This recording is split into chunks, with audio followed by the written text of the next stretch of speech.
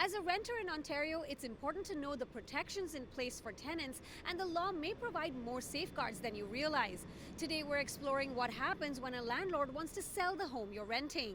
The very first and most important point is you don't actually have to leave. You can wait and have a hearing before the Landlord and Tenant Board and have the board ultimately decide that matter. Dania Majid with the Advocacy Centre for Tenants Ontario explains that the Landlord and Tenant Board is the only body in Ontario that has the authority to evict a tenant. So the landlord can't bully you, pressure you to move out. They have to follow the process. They have to give you a notice. The notice has to be on one of the board forms, so it can't be a handwritten message or a text message. That form is called an N12. That alerts you that the landlord is either selling the house or intending to move into the house. And if they are selling the house, it's the intention is that the purchaser or their family member is going to be the ones moving into the house. The form includes a tenancy termination date, which has to be at least 60 days from the time the notice is issued and at the end of a rental period. Which means if you're in a month-to-month, it has to be the last day of that month.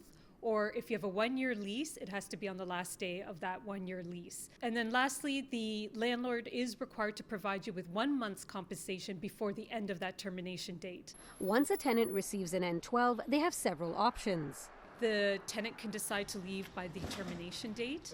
The tenant can decide to leave early before the termination date and give 10 days notice to the landlord that they're going to be leaving early.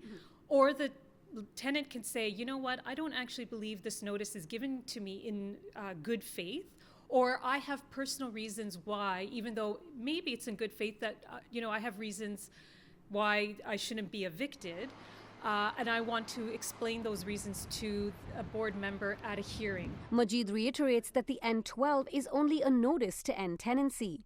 The landlord must also file another form, an L2, with the LTB, applying for an order to end the tenancy.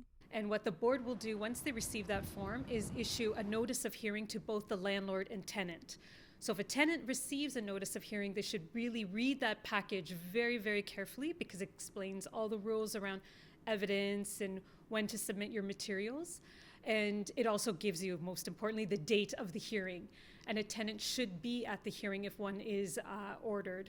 Now, if a tenant believes that they received an eviction notice in bad faith, meaning they have reason to believe that the landlord is not being truthful about either selling the home or moving in, there are steps that can be taken both before and after the tenancy ends. We'll have more on that a little later in the show.